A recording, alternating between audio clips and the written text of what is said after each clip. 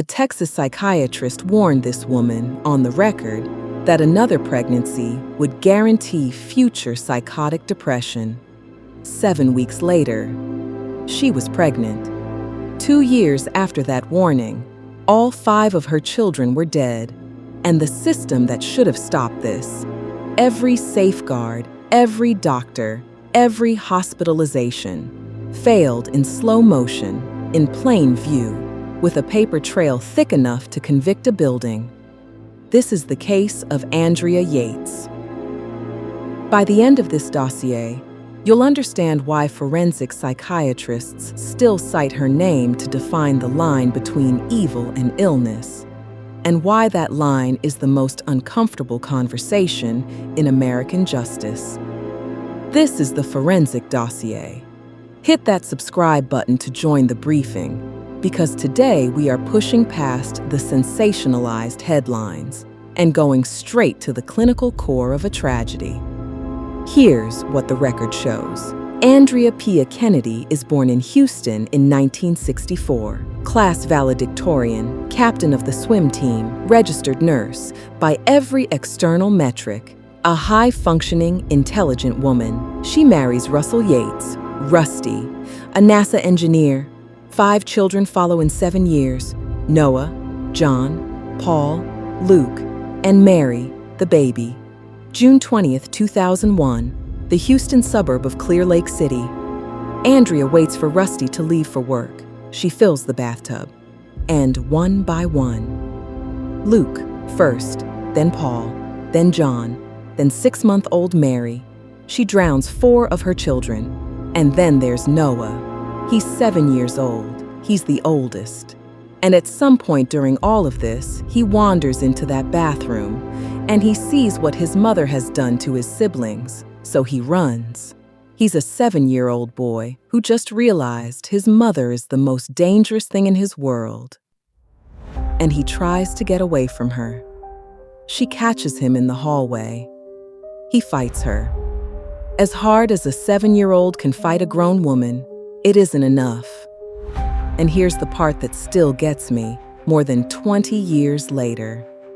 After it's over, Andrea doesn't run. She doesn't hide.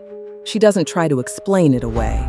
She picks up the phone and she calls 911. Then she calls Rusty at work and she tells him he needs to come home. And then she walks out to the front porch of that house in Clear Lake City. And she sits down and she waits for the police to come and get her. Now, here's the thing nobody tells you about this case at first glance. Andrea Yates didn't snap. She had been sick. Clinically, documentedly, severely sick. For years. And the people around her knew it. Let's talk about postpartum psychosis. If you remember one thing from this video, make it this. Postpartum psychosis is not the baby blues. It is not postpartum depression. It is a rare, severe psychiatric emergency affecting roughly 1 to 2 women per 1,000 births. Auditory hallucinations, visual hallucinations, paranoid delusions, complete breaks from consensus reality. It carries measurable risks of both suicide and infanticide. It is treated like a stroke is treated. Now here's Andrea Yates' chart. July 1999. 2 suicide attempts, 2 psychiatric hospitalizations in a single summer. Diagnosis: postpartum psychosis. She is prescribed Haldol, a powerful antipsychotic. She stabilizes. Her psychiatrist, Dr. Eileen Starbranch, testifies later that she warned Andrea and Rusty not to have any more children. Her exact phrase: it would guarantee future psychotic depression. They conceived their 5th child 7 weeks after her discharge. And here is where I'd like a show of hands in the comments. Read that timeline back. Tell me whether the warning was clear enough. So Andrea comes off the Haldol. Mary is born. That's the 5th baby in 7 years, in case you're keeping count. And for a little while, it actually looks like she might be okay. And then March of 2001 happens. Her father dies. And whatever fragile thread was holding Andrea together snaps. She quits her medication. She starts harming herself.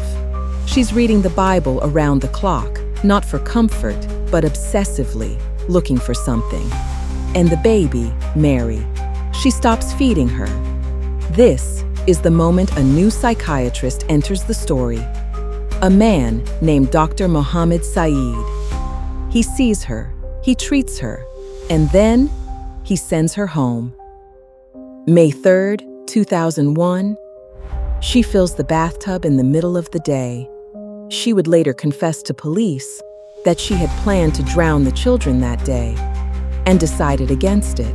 She is hospitalized again. And then, roughly 2 weeks before the killings, Dr. Saeed takes her off Haldol. I want to know what you think about that decision. Drop it in the comments. Because on June 20th, Andrea Yates was floridly psychotic.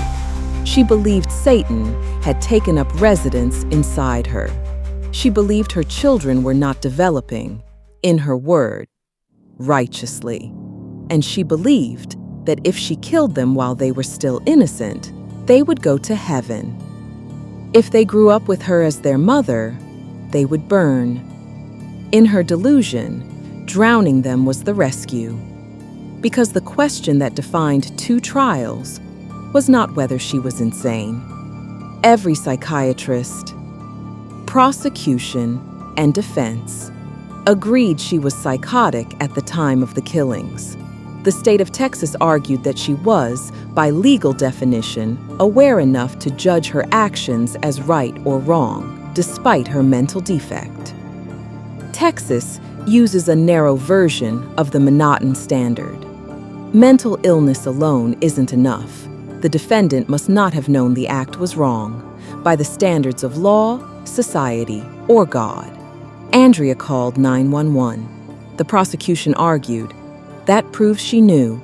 The defense argued, she called 911 to be stopped and to be punished, because in her delusion, the right thing was to die. Same fact. 2 readings. Welcome to Forensic Psychiatry.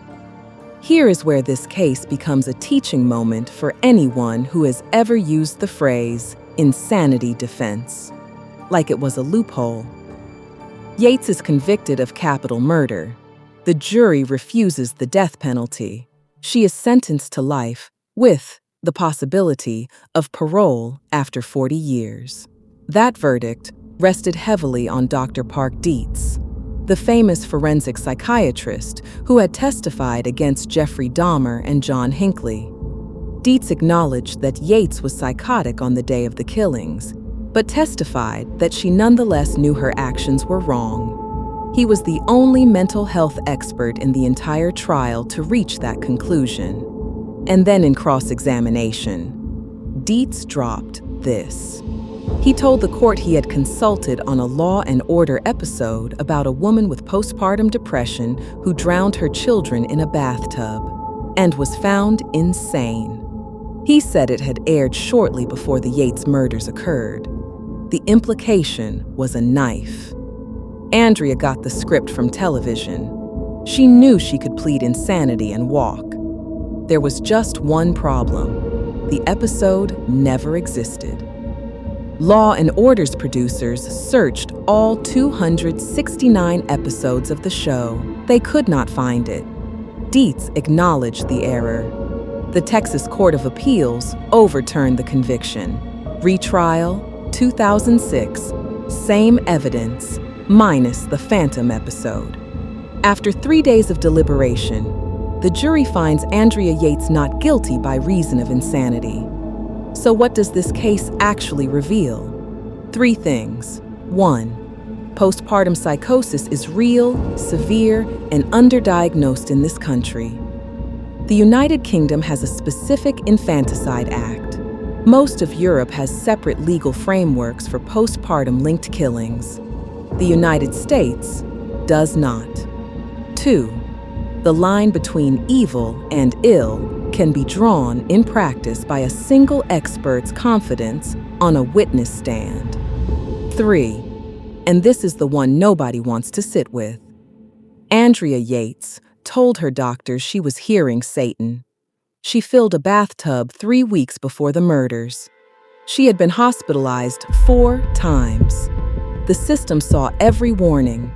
Its response was to discharge her, change her medication, and send her home alone with 5 children under the age of 8. So tell me, honestly, in the comments, at what point does the failure stop being one mother's tragedy and start being everyone else's responsibility? Andrea Yates is now 61. Since 2007, she has lived at Kerrville State Hospital, a low-security mental health facility in Texas.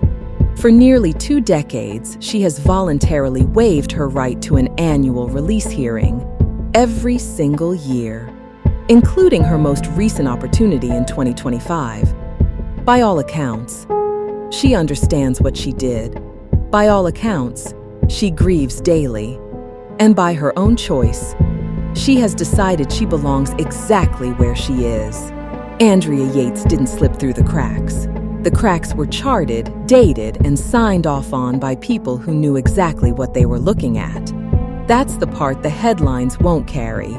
Not because it isn't true, because it doesn't fit in a sentence. The Forensic Dossier carries it anyway. Subscribe if you want the file before the verdict. Turn on notifications so you don't miss the next one. The next evaluation is already pending. Stay in the briefing.